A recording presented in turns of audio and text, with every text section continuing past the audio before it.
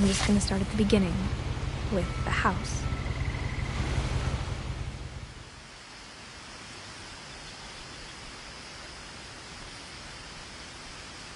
Someone had put up a chain link fence, but it looked like I wasn't the first person to hop it.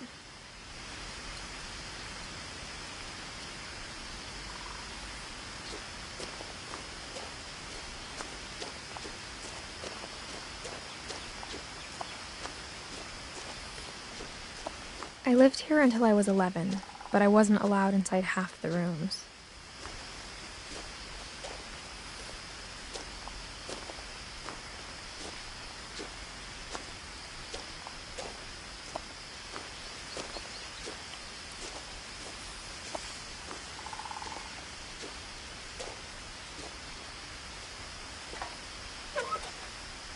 Inside the mailbox were bills from 7 years ago, marked urgent, open immediately.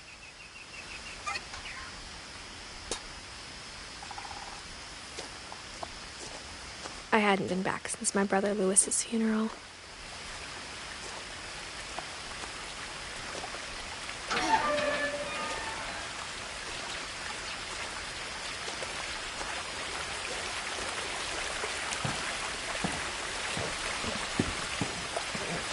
In her will, my mother left me a key, but didn't tell me what it unlocked.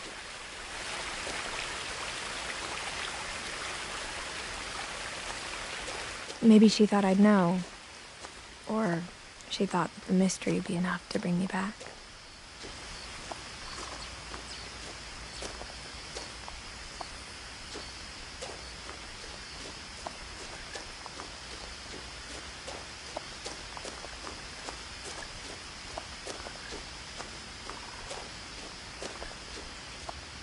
No one had driven this way in a long time, but I saw a few hoof prints.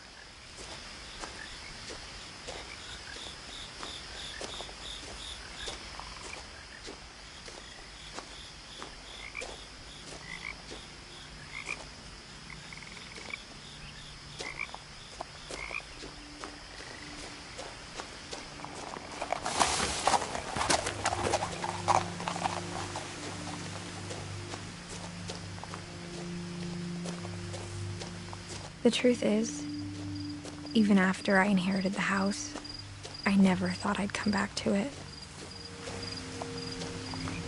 But now I had questions about my family that only the house knew the answers to.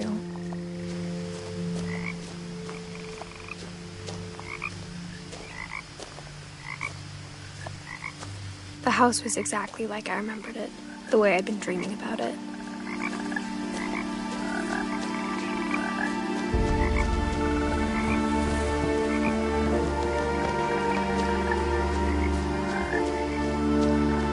As a child, the house made me uncomfortable in a way I couldn't put into words.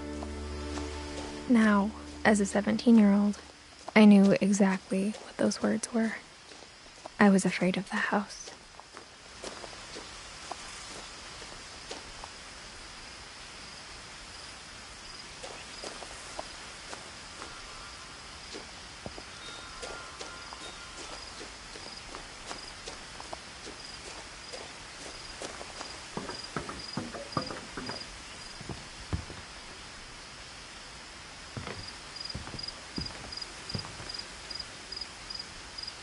I hoped the key might unlock the front door.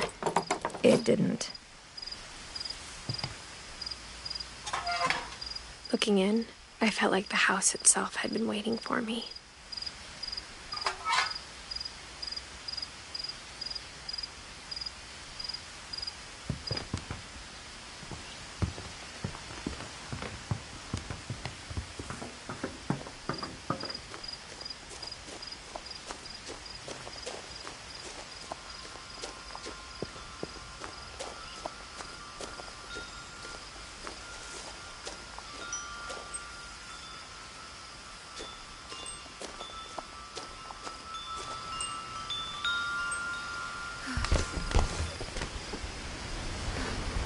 Crawling through the doggy door used to be a lot easier when I was 11.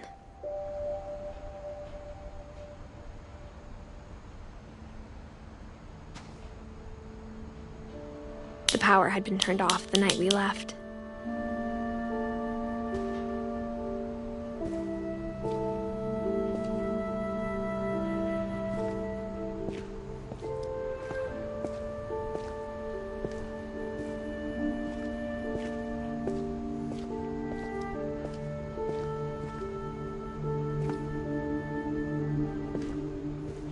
For the first time in years, I felt like I was home.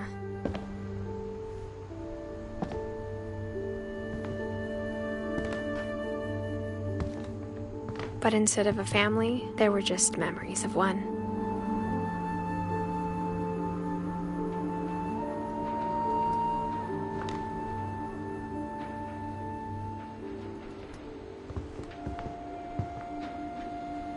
Like how only one restaurant would deliver to our house, so we had Chinese a lot.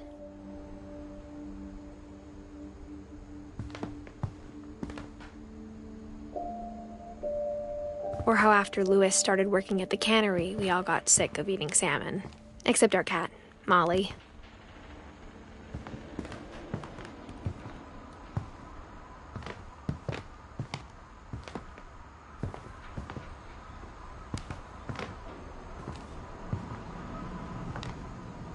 Nothing in the house looked abnormal. There was just too much of it, like a smile with too many teeth.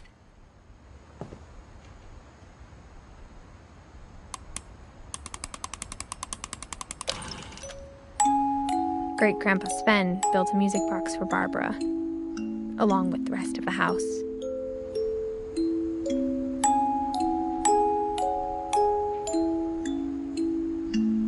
Mom always told me to stay out of the basement, so I wasn't too surprised when the key didn't fit.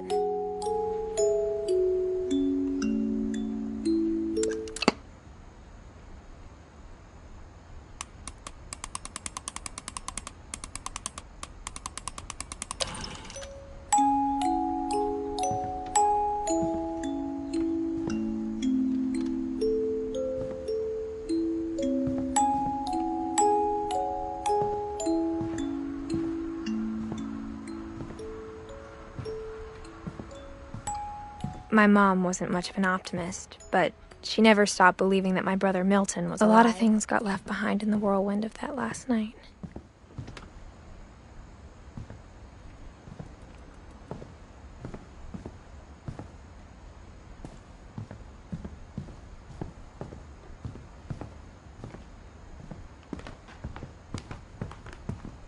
The table was still a wreck from the night we left. It was like a bomb had gone off, killing everyone but sparing the furniture.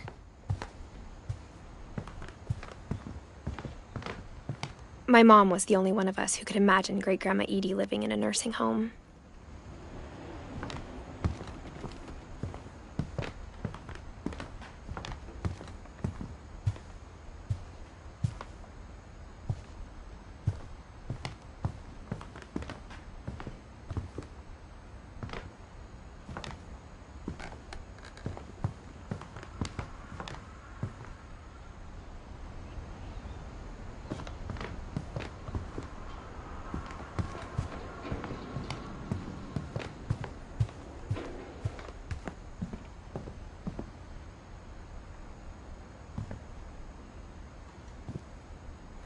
After Milton disappeared, Mom sealed up all the bedrooms. Then Edie retaliated and drilled peepholes.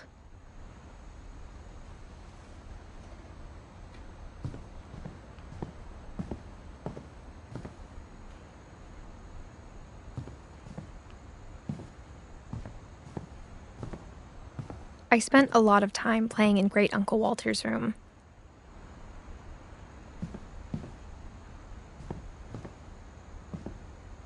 I think my mom sometimes regretted not sealing it up.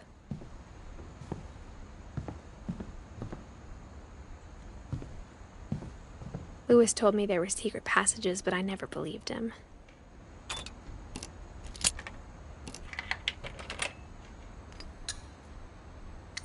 Turns out, my mom was really good at keeping secrets.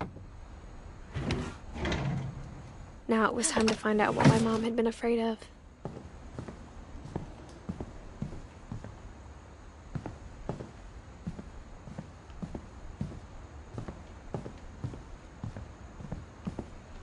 Whenever people ask me about my family, the first thing they always want to know about is Barbara.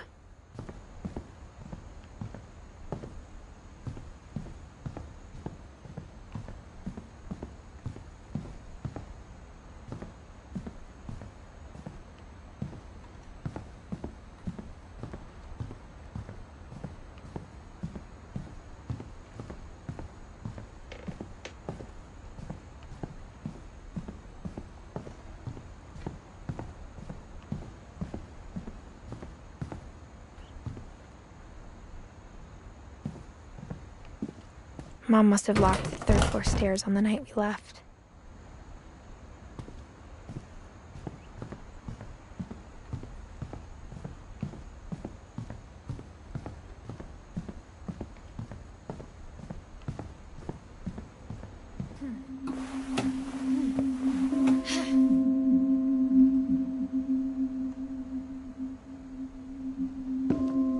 Reading this, maybe it sounds like I had a plan, but I had no idea what was behind that door.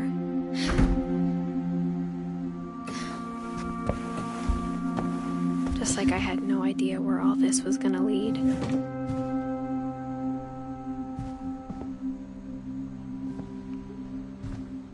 I grew up looking at Molly's room through the peephole. Molly's gerbil had a tiny bedroom with its own even tinier gerbil cage. Being inside for the first time, I felt like I'd stepped behind a painting.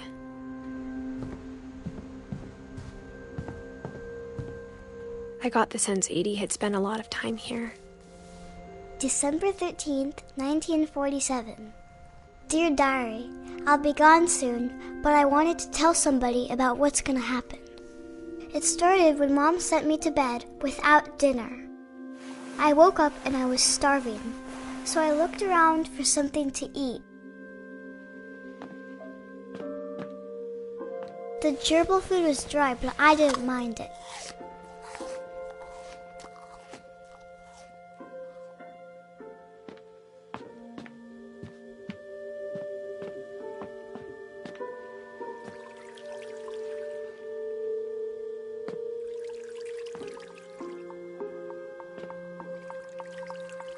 I thought about eating Christopher, but I held back.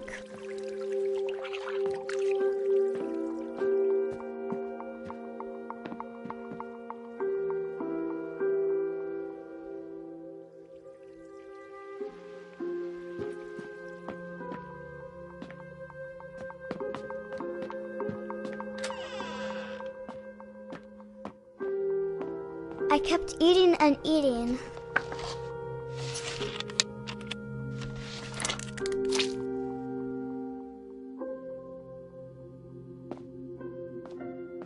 I ate a lot of things that night.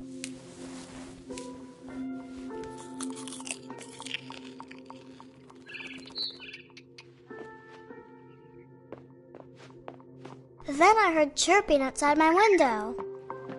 It was a barn swallow going back to her nest. I reached out for her.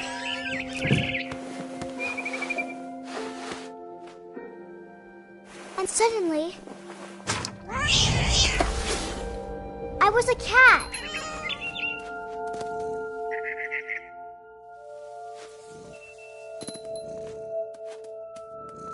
I tried to be quiet, but the bird was really scared.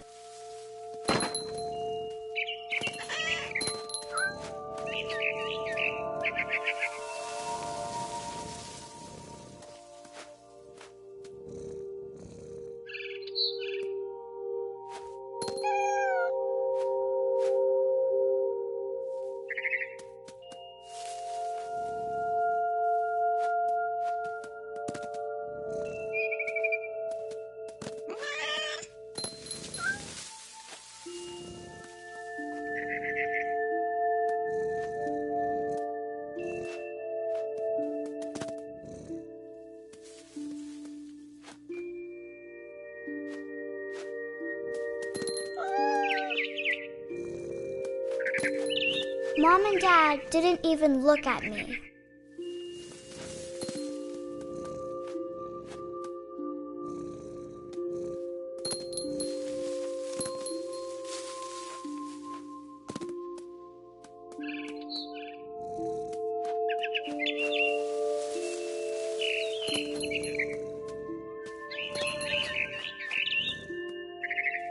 I jumped and I almost got her.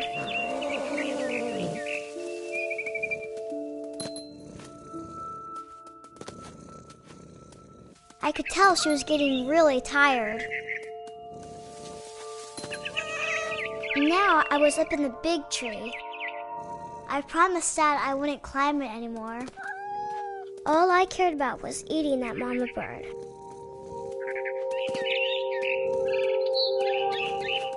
gobbled her up. And suddenly, I was an owl. First, all I heard was the wind. Then I heard little teeth nibbling in the grass.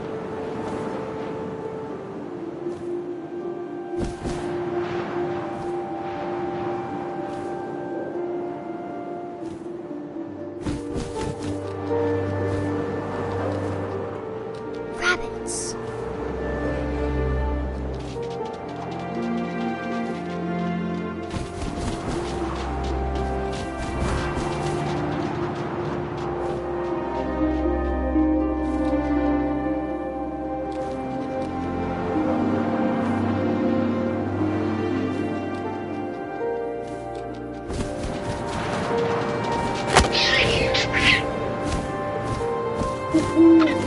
I imagined his face looking up and seeing mine through my talons.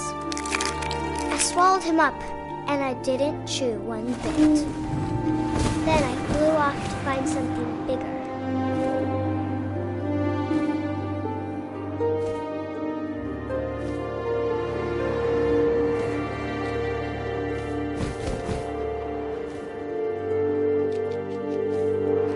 A mama rabbit.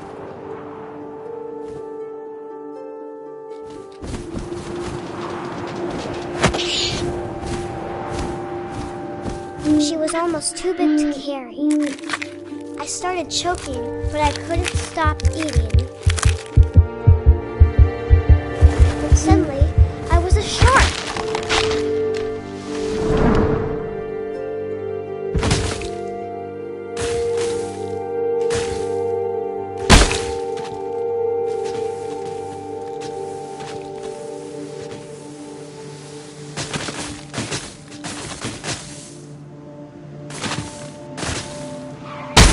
I rolled off a cliff and into the ocean. Now, I was hungrier than ever.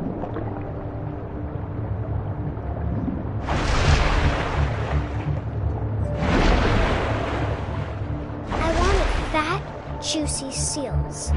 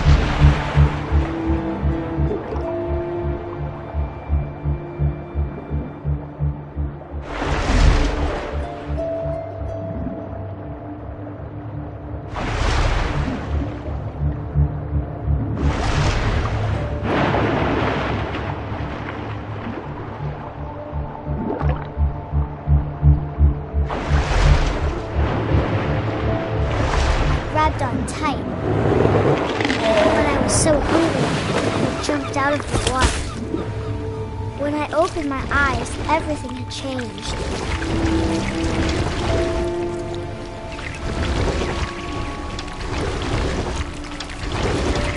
Now I was a monster, and I smelled people everywhere.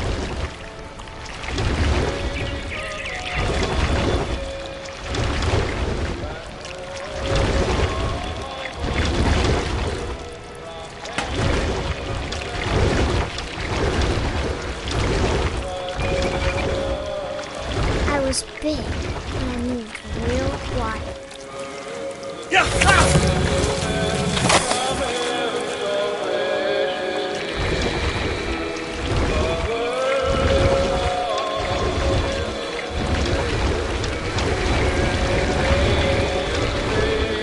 I wanted to stop, but also I didn't.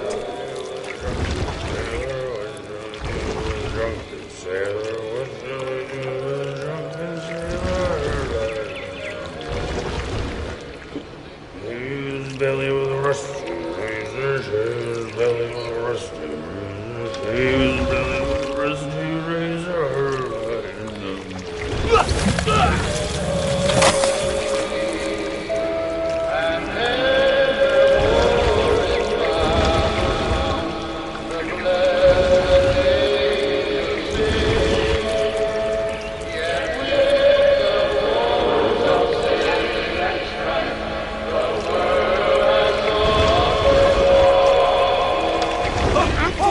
Passenger, I was still hungry. And to cross the water, I smelled something new. Something I had to have, so I swam towards it.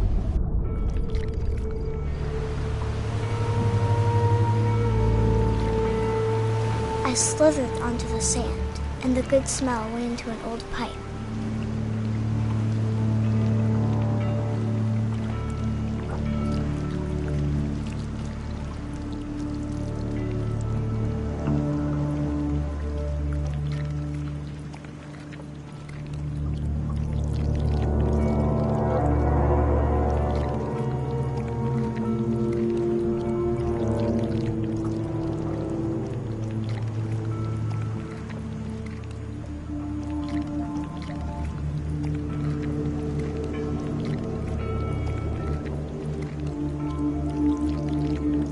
I got closer and closer.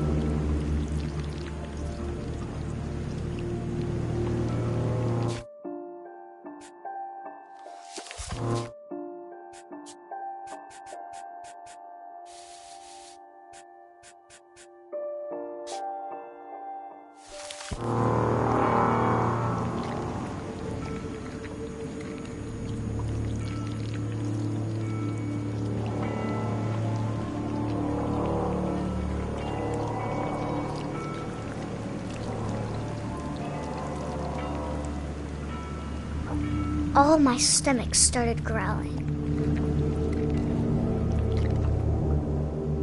And suddenly, I was me again. I held my breath for a long time, but I couldn't hear anything. I think it's waiting for me to fall asleep.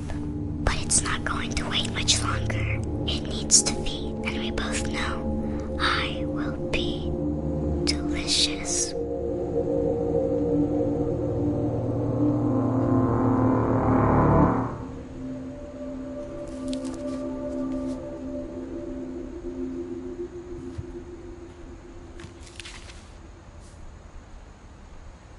I'm not sure if I believed all of that, but I'm sure Edie would have.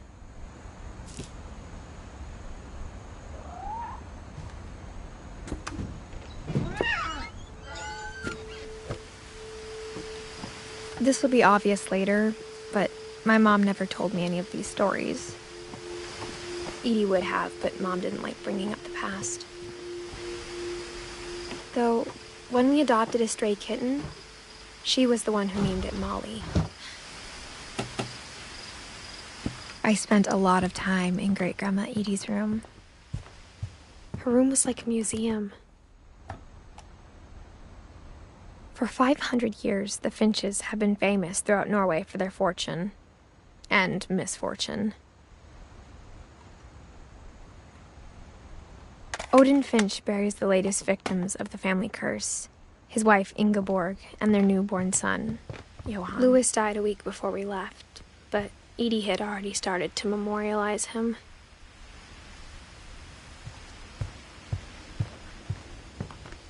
When Edie told people Sven was killed by a dragon, she could also have said he was building a dragon-shaped slide that collapsed. Even in her 90s, sometimes Edie seemed a lot younger than my mother.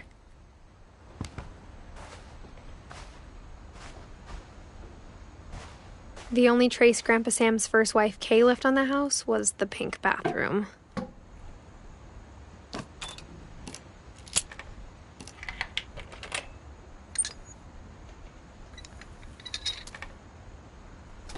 There's a secret in this bathroom. It's in the last place you would look. It isn't in the cupboard. It's hidden in this book.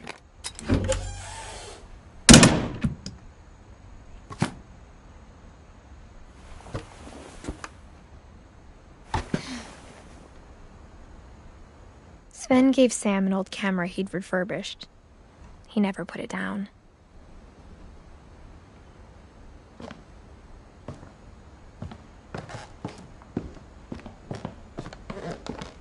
From the paintings on the wall, it was clear my brother Milton had been here before me.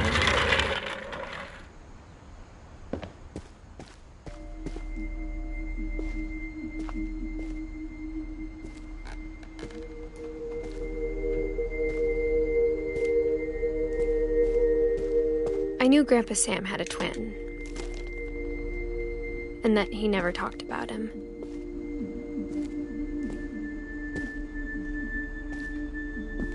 I guess my grandpa didn't like history any more than my mom did.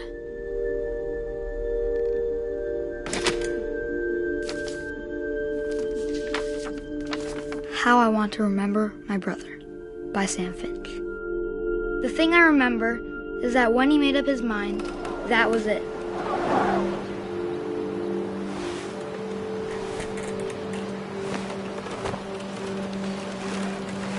My brother said he'd die before he ate another mushroom. And he did. At Barbara's funeral, we swore we'd never be afraid again.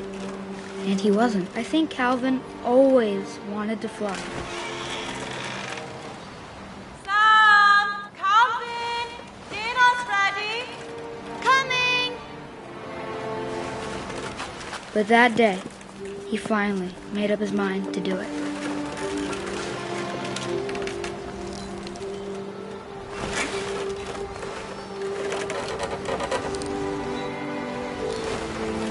I told him going around was impossible. Maybe if I hadn't said that.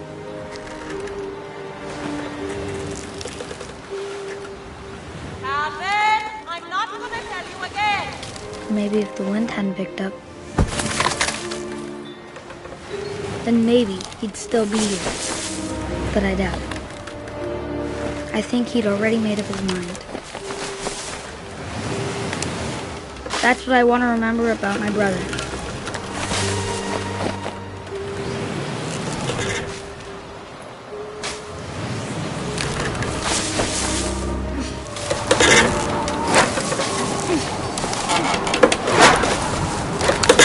The day he made up his mind to fly, and he didn't.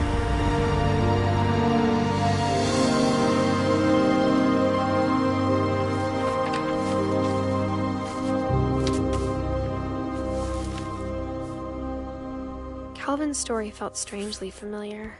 When I was younger, I remember trying to do the exact same thing.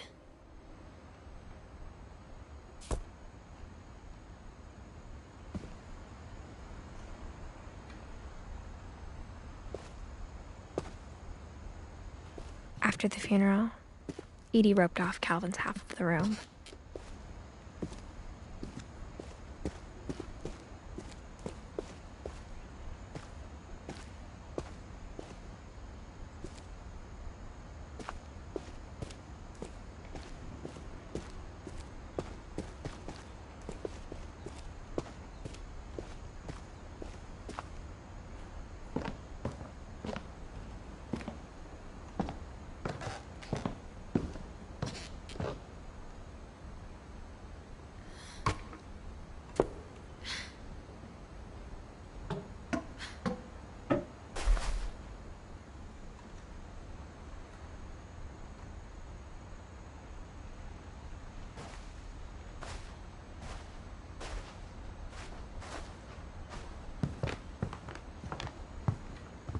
One summer, they evacuated the island, but Edie refused to go. For a few weeks, she was a celebrity.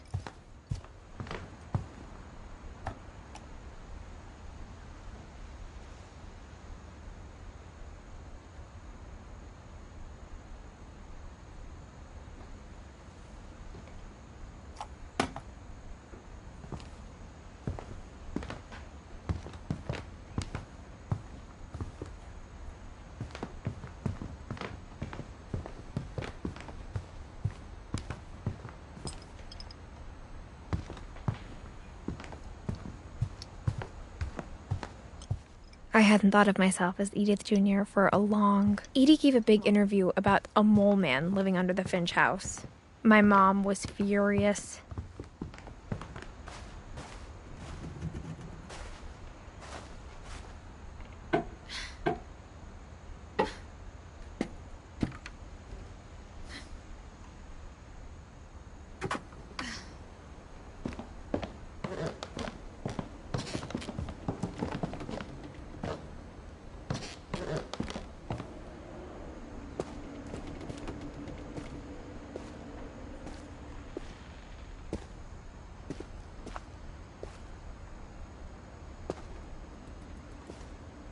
Mom said Grandpa Sam enlisted at 18 and never set foot in the room again.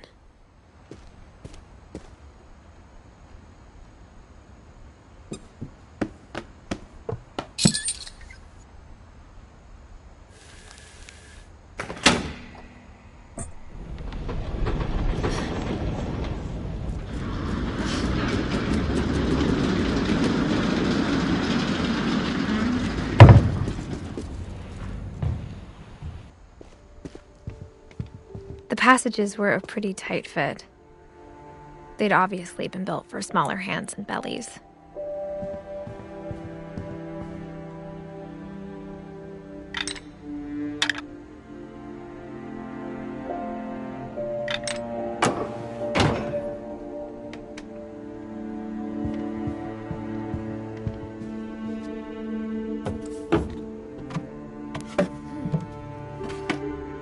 Growing up, I always thought of Barbara as a child star.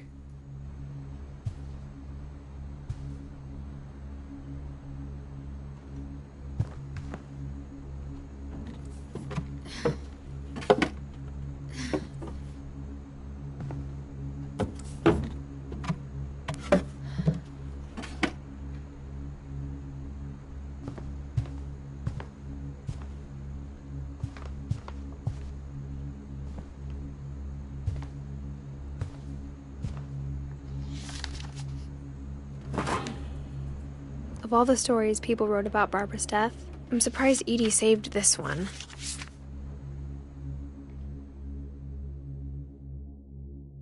Old Jack here with another ghastly tale inspired by America's most unfortunate family. I'm calling it The Surprise Ending of Bob.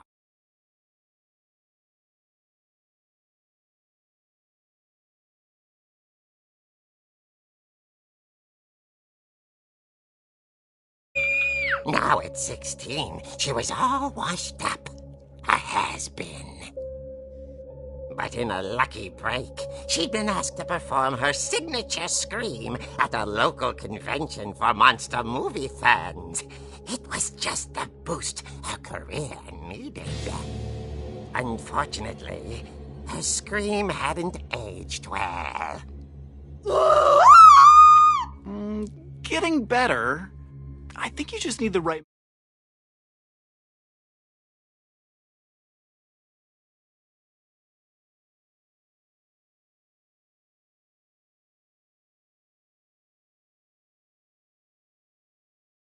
Barbara's father said he'd slipped into a table saw and had to be rushed to the emergency room. So Barbara got stuck babysitting her youngest brother, Walter. Her convention comeback was canceled. Okay, I'm hearing frustration, but I'm not hearing terror. What if I tried... A gang of hoodlums in Halloween masks have been terrorizing Orcas Island tonight. Police are urging residents to... That came from the basement. You're right! Also, I loved your delivery on that. Why is your basement door locked? Because my dad likes making puzzles and secret passages. There's a key hidden in the music box. The secret is to keep winding and winding until finally the key pops out. Thanks, babe. I'll be back in a sec. 20 minutes later, Rick hadn't returned. So Barbara went to look for him, right on cue. She reached for the music box.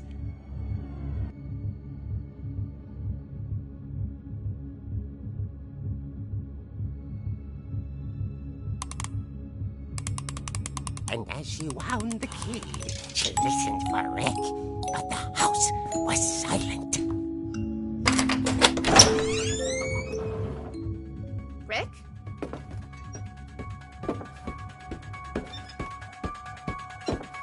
She found Rick's crutch and imagined the worst.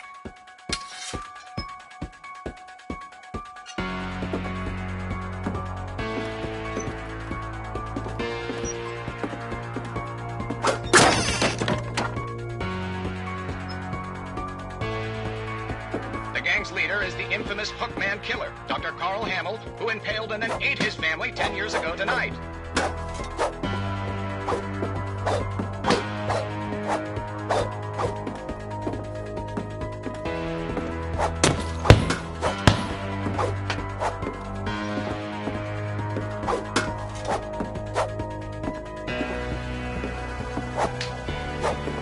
The old fridge rattled and grew still.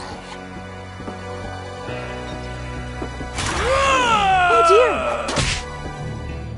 Oh! Rick?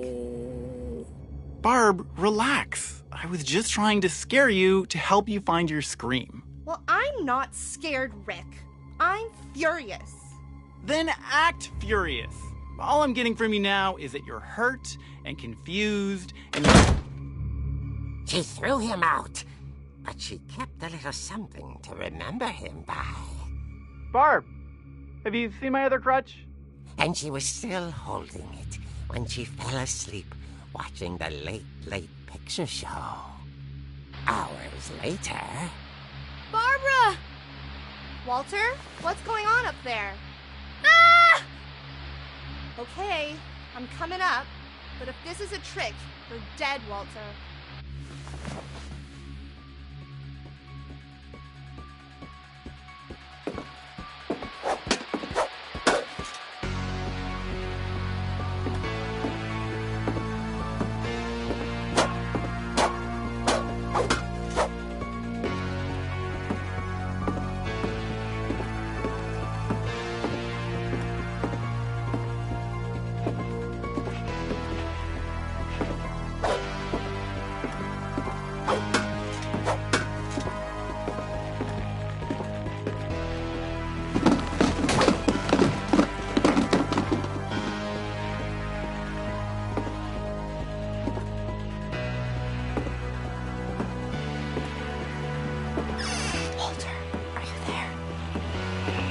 Walter had vanished, but his bedside radio was still on.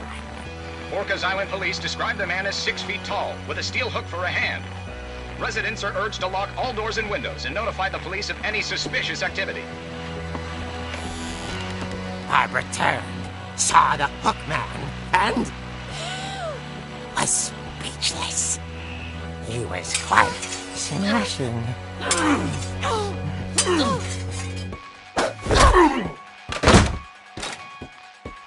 And how he was, he couldn't get enough of Barbara. Okay, Barbara, there's gotta be another way out of here. That night, she played her part beautifully.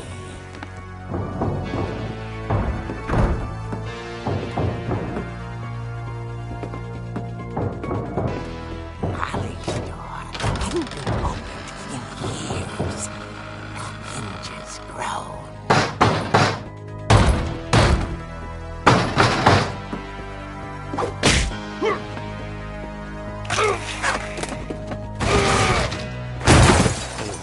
moving, but she sensed the story might not be over yet.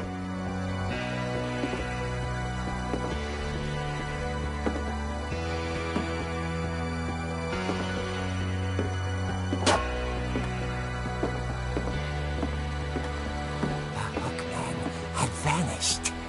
She listened for his breathing, but all she heard was...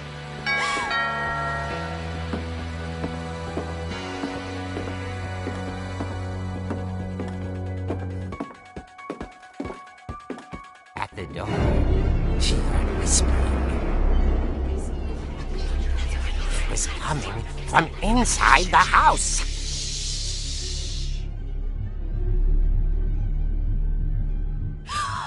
Oh dear.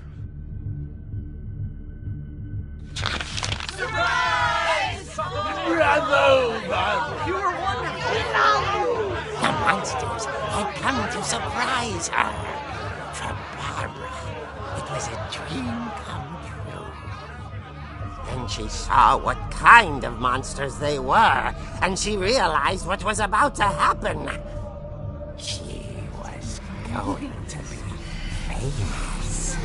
And with her final breath, Barbara Finch gave the performance of her life.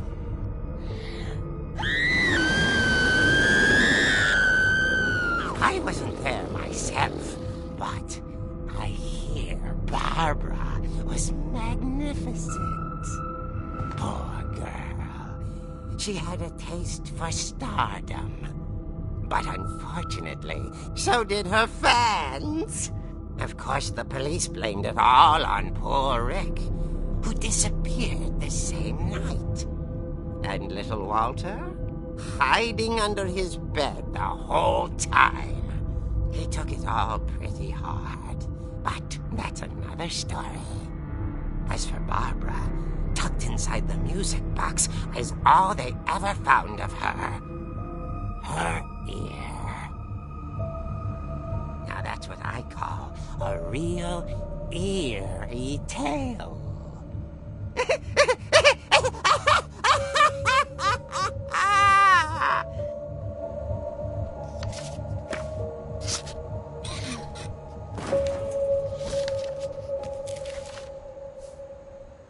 Edie told me all Barbara wanted was to be remembered, as absurd as that comic was. Maybe what Edie saw was a happy ending.